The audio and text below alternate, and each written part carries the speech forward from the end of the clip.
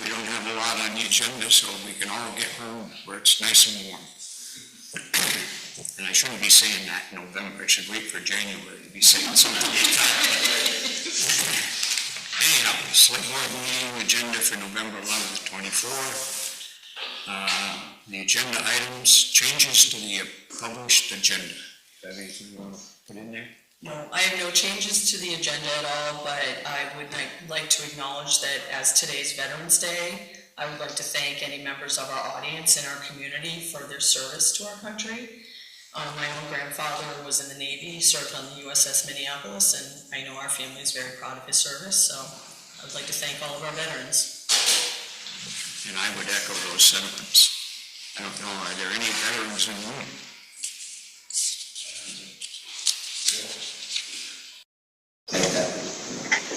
All right.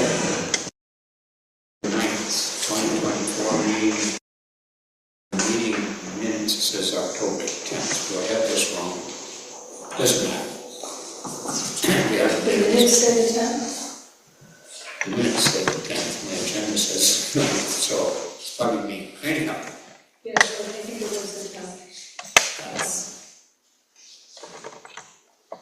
Highways, FEMA, emergency watershed, we're going to go all in that, we're going to go all over all of that again tonight for updates.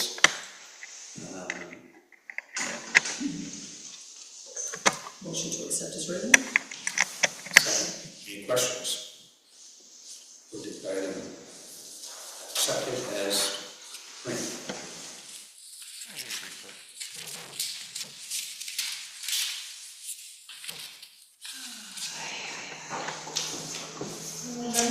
$1,457,157.72.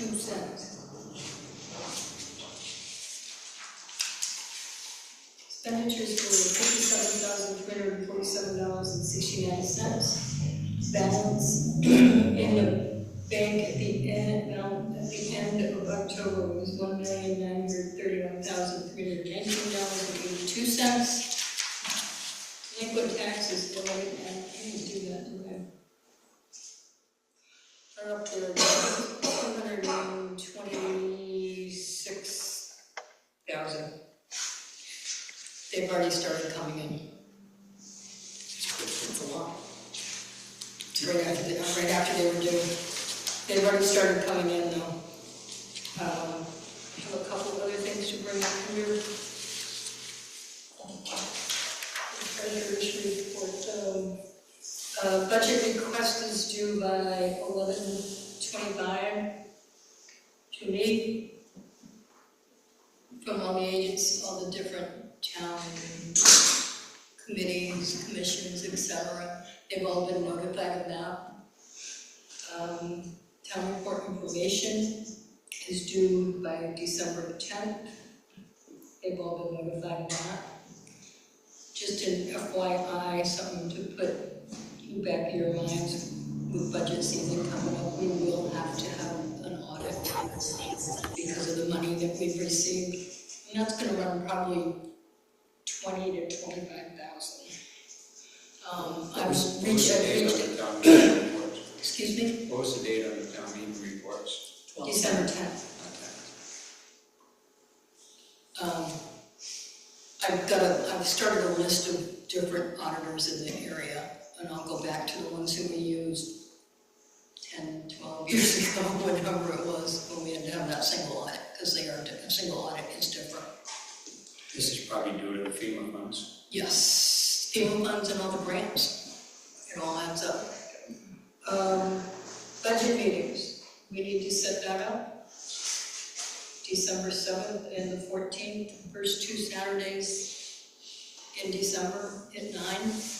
This is what we've done in the past. You just look. You have your phone? Okay. Let me see, Lisa's looking. I do.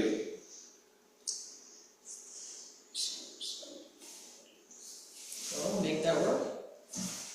You okay? Does it work for you? Okay. I'll make it work. Okay. This is very good combo. We usually, I'll make it work.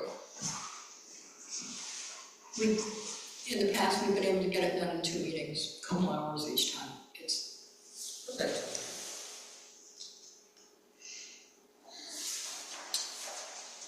Anything else? Well, no, the rest of it's coming up under other. All right, motion to approve the treasurer's report. Second? Second, present. Mark, action items, Mark, page on Act 181. Well, thanks for having us. My name is Jason, I'm Mountain Sutton Regional Commission, as I think many of you know. Erin's here. Erin's our new employee. She's going to be helping with some regional plan work in particular and some housing stuff. So this is kind of her. Act 181 has a lot to do with housing and the regional plan. So I want to really just give everyone a quick update. I did give the select board a 2-page summary. The bill is huge. I mean, if you look at, it's really, there's a lot of volume to it. It was known as House Bill 687. Some of you may think of it that way. It's been referred to as the Act 50 bill. So it was in the news an awful lot over the last year in particular. This bill has some pretty big impacts.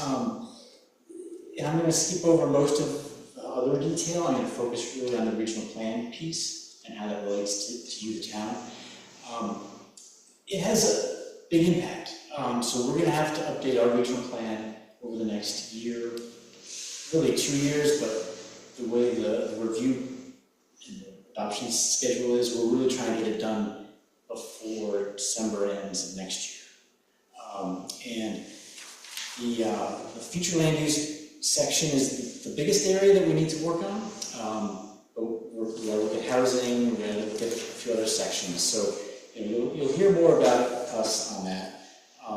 But I think the ramifications are pretty important for the town.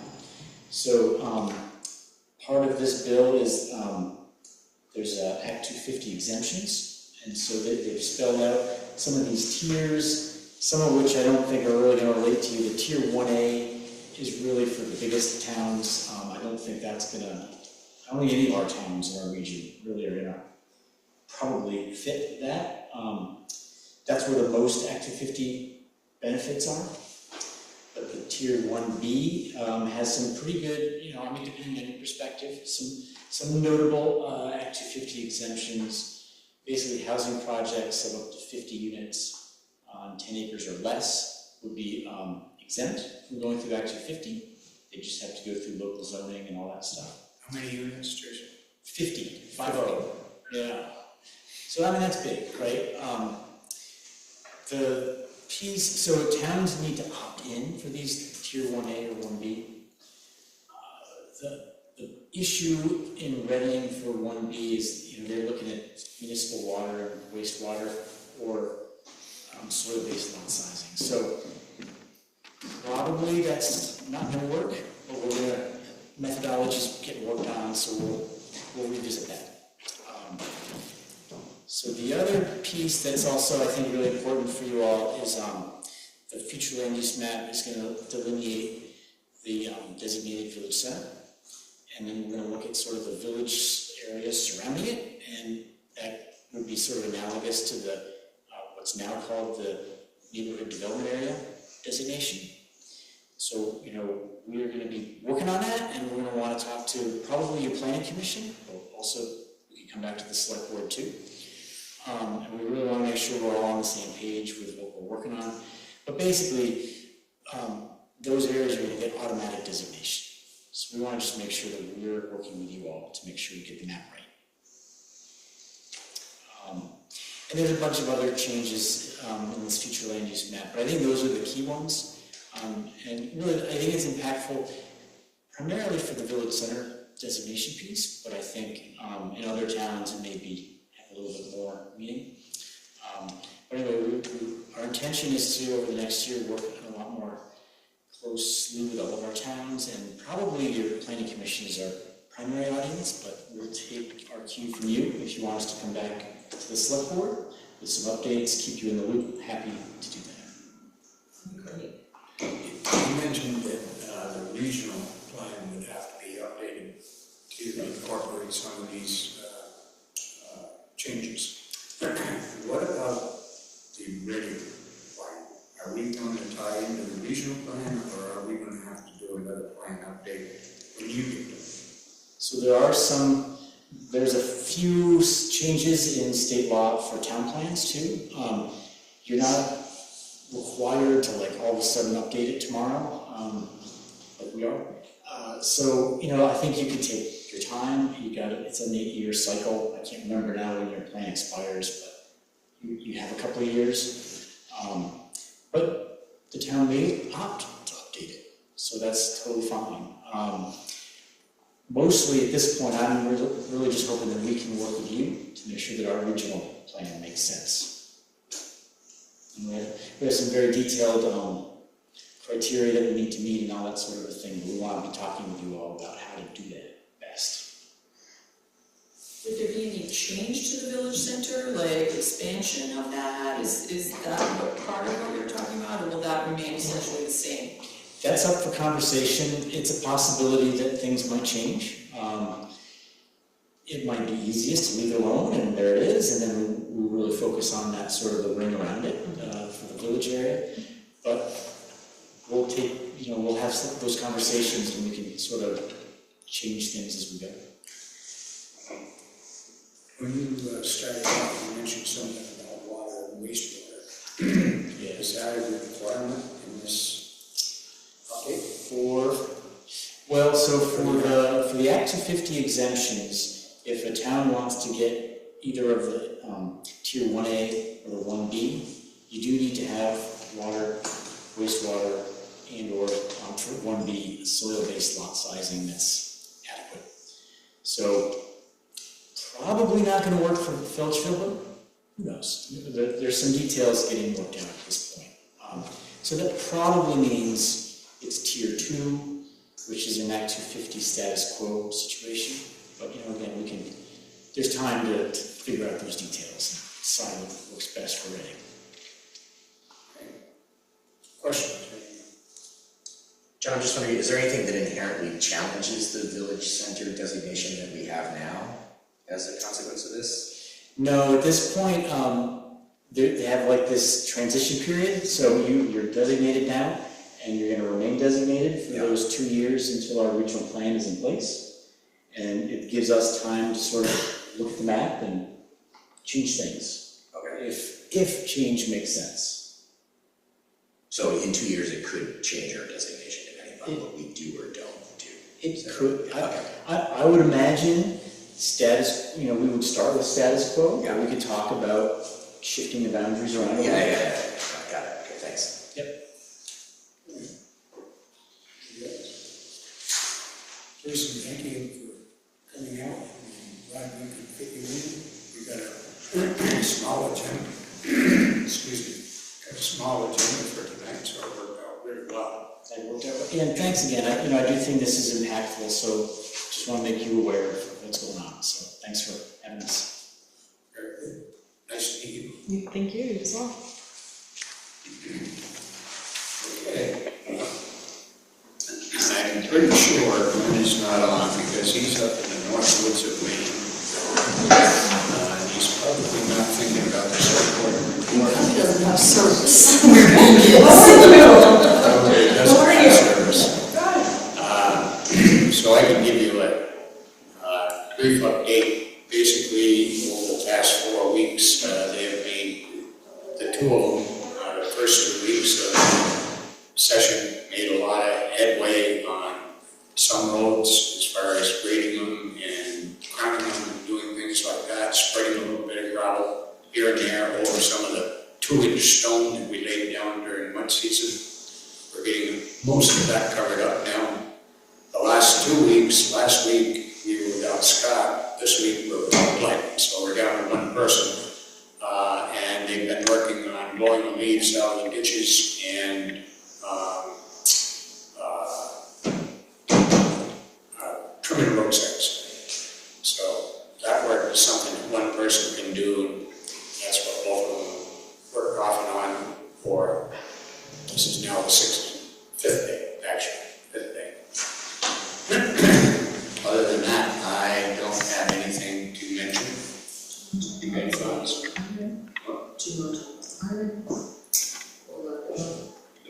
Hiram?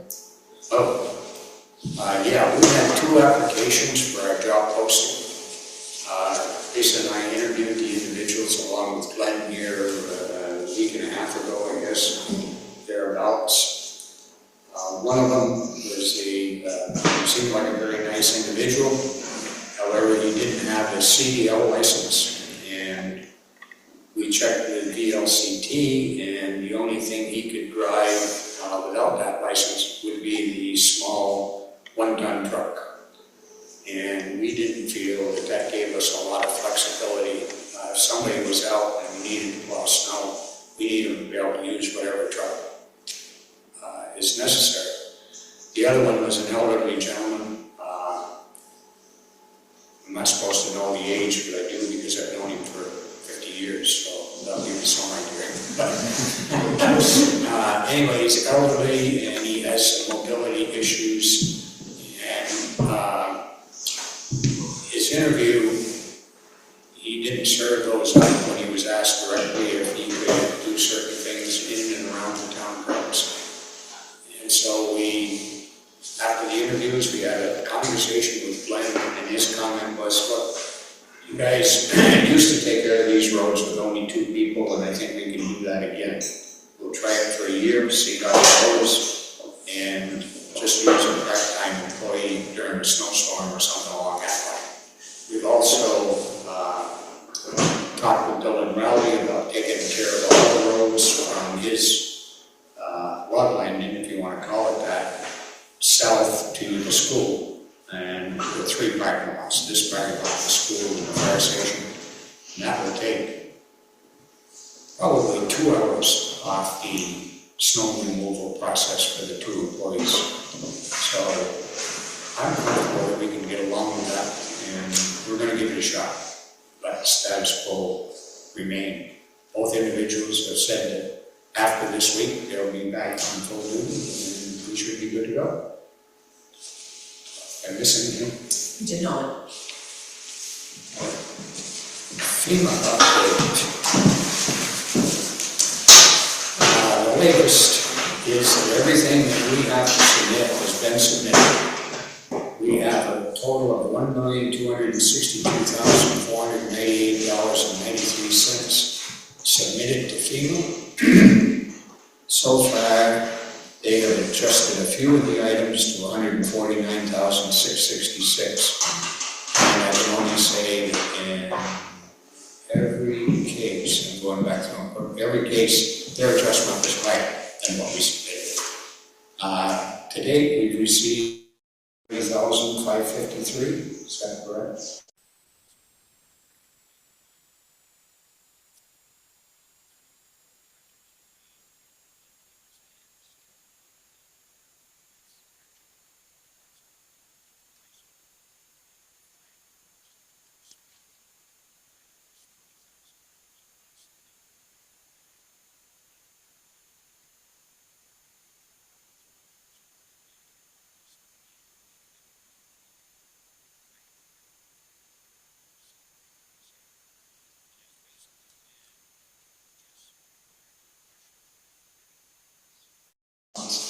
Sometimes the question requires a lot of research and data, but at least we're not getting 10 or 12 questions on additional data.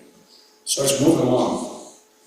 And the other thing that I received today, and I don't know when it come out because I didn't do much email work over the weekend, and I don't know who it came from. I didn't pay that much attention, and recent chastised me for it. It appears like FEMA is now going to cover 90% of the costs of the damages under 47. The damage listed is 4720 on their paperwork. And the state's going to cover 7.8%, which leaves the town only holding out for 2.2% of the total amount. Now, unless I read that wrong, that's where that's going. So I don't know what that does to the ones that we've already been paid for. In any event, the big ones are still up. That'll be a good thing. Yeah, I heard it was only going forward now. But I don't know that for sure. We've only got And they don't give us 130, much. we only got 130,000 in, so we've got $1 million on the building, so. Yeah, I mean, all the big ones are just the three big ones, and Tyson Road, it was a really, one line. Tyson Road, the progress on that is putting insurance completion. I haven't seen that before, so you don't know what that means, and then they have a lot of this. Yeah. But, yeah, So that'll hopefully help us a lot as far as what we have. Where are we?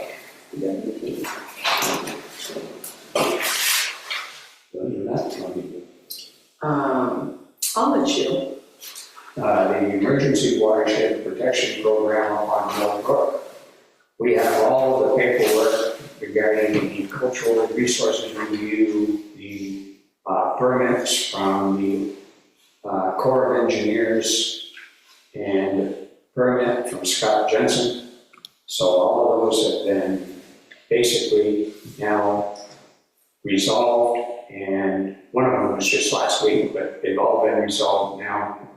Dan Gurney called me today. He wants to move into the Sweetenor property up by Agony Hill tomorrow and get started. He's estimating that's going to take 2 months, and he's a little concerned that we have to have it done by the 31st of December, so I've got to get that confirmed, A or nay, whether we do or don't. And I left a message for Matt Waters, who has the other 2 sites, one by Derek Chase and the other up by Doug Smith's place. The water jam up there, and find out when he's going to move in. Those are much smaller projects, so I'm hoping that he won't have an issue if it is March 31st. And Dan Gurney told me, he said, we'll get it done if we have to get it done, but we're concerned about snowstorms and holidays and everything that comes up this time of year, is being able to keep people on the job. So that's where they stand. We should see some stone or dirt or trees or something moving in the next few days.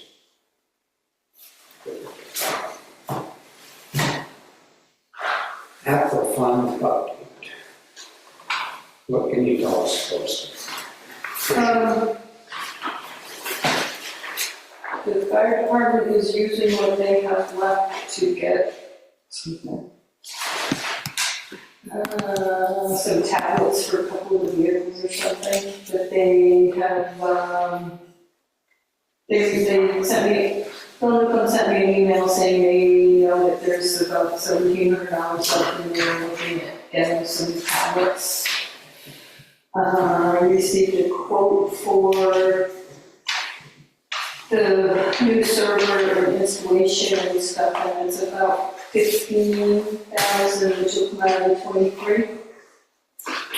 Other than that, we do have a few road signs that we're gonna get on that. I'm waiting for Glenn to get back to talk to him more about what other signs they need, that he needs up there. Because he sold like almost $2,400 there for road signs. Other than that, that's all I know. Bartley Field still has 3184 left, and that's for the dirt, or whatever it is.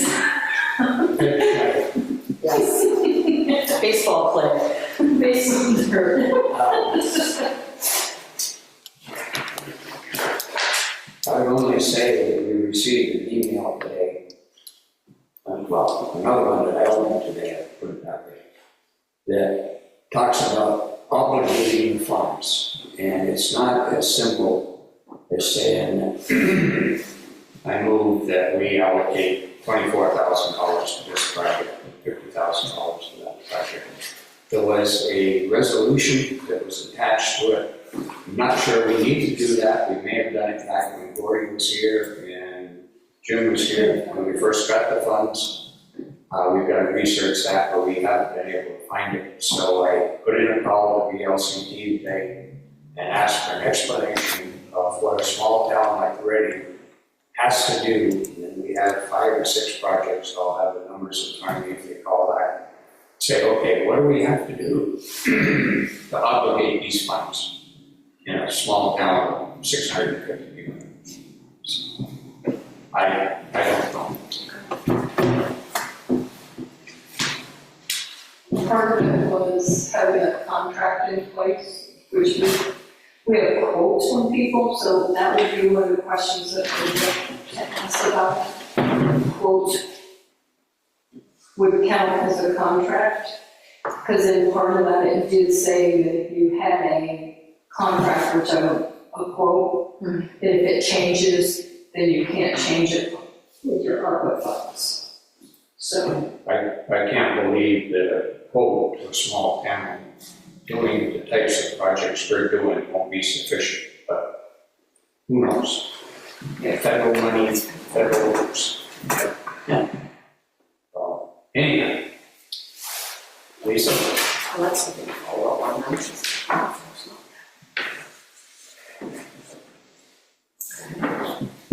Do you have anything under other? On to the others, I do, actually. As you all know, we're all anxiously awaiting the wastewater report. I did receive an email today from Joy and King, and they will be ready to present their 90% study to us at the December meeting. They feel they have made some progress with some of the land sites that they were looking into. So I think that'll probably be a lengthy presentation, and hopefully it gives us a bunch of good information that we'll be able to use going forward. That's all. That's all. That'll be December 9th. Correct. Anything else? You had yes, I do. Just to make sure everybody knows that we have town reports and town meeting coming up before too long, and there are petitions and forms that need to be filed if anybody is looking to run for a position. The open positions are moderators, select board, listers ×2, auditor ×2, trustee of public funds, library, and cemetery. So if anybody's interested, they need to get petitions. What's the due date on those? The end of January 20-something, It was the 19th last year. so it must be right around there this year. Right around the 19th. Well, don't take that with just our words. It was, And special petitions. no, I have copies of petitions, and there is a consent form that needs to be filed with all of those. And I have copies of all that. If anybody's interested, they can reach out, I can email them.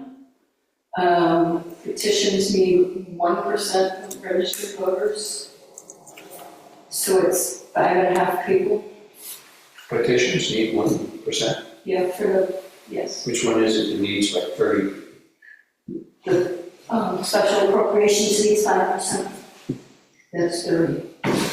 Or 27.257. So, but and those petitions are due the 17th, I think. I think these are due the 24th. I think it's really good. You can get all that on the website. Yep.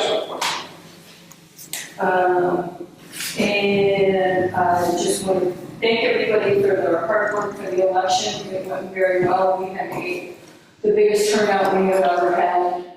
What's very interesting is we had 331 absentee ballots, and in 2020 we had 339 absentee ballots. We had more in person than this year than we did in 2020, but it went very well overall. It did. Actually did. Total 473 votes cast. We haven't seen the numbers, which is good. We also had a lot, I had probably 8 or 10 new people registered to vote within that day or the day before that. So we had a really good turnout, and it went very well, and I thank everybody for all the help. We were out here way earlier than I thought we were going to be. It was awesome. It went smoothly. Anything else on the other that anybody in the audience wants to bring up, or Melissa, have you got anything else? I do not. No, Brian? I've got one, yeah. As I sent you an email that I was hoping I would be able to give you information as to whether or not we'd received the MERP funding or not, which we've applied for $297,000 worth of work to do in the buildings for energy resilience, and they still haven't told us anything about it, even though it was due October 20th. They were going to tell us October 25th. So rumor has it maybe this week. That's about as good as it gets. So, but when you were talking about, getting funds designated appropriately via ARPA, these monies are ARPA also. They also have the same constraint to get them obligated by the end of December. So if we are fortunate enough to get the award, we will need to follow whatever the state process is that they're asking us to do to decide, and then assuming that we're favorable, whatever, there's no match, but to accept the terms of their grant to us by an end date. And that end date was originally supposed to be November or something, but I've also heard that they're going to extend that deadline because they pushed everything else out, but then there's the end of the year that they're up against. So that's a long way of saying I would expect as soon as we hear, we will, if we don't get it, it's easy. If we do, the Energy Committee is going to meet to kind of digest it all and then send that information plus our sort of recommendation and hope to you all. And either, I don't know if we can do that at the next meeting, assuming that the deadline is after that, or if you'd like to handle it separately. We'll just look to you for guidance on that. But there's a lot of unknowns right now, so yeah. Well, we can always call a special meeting if necessary, Brian, to take care of any paperwork that doesn't get here in time to make the December meeting, and or if whatever is necessary after we sign that, it's going to take longer than from December 9th on, we can do something perfect between now and December 9th. Thank you. Yeah, because if it's gonna be the same as obligated, you guys are gonna have to get contracts Well, then we're done. with the contract. Like it won't happen. There's no way we can get contracts. Yes, I know, so, I mean, they really. We're already looking at a full-time job practically managing They projects. really pushed So, this to the bitter. yeah, I'm hoping that there's some other way that they can get it designated as obligated. My original understanding was that if the town agreed to receive the funds, that would be considered obligated per ARPA, but let's just see what. We haven't seen anything. There's been zero communication, so I have no idea. Hope some flexibility is in. Well, right, exactly. Exactly. So, we'll see. Maybe soon. Anything else? Great Fright Night, everybody. The rec committee did a good job. I know you guys probably all weren't participating, but it was quite an evening. Awesome. Motion to adjourn? Motion to adjourn? I'll second it.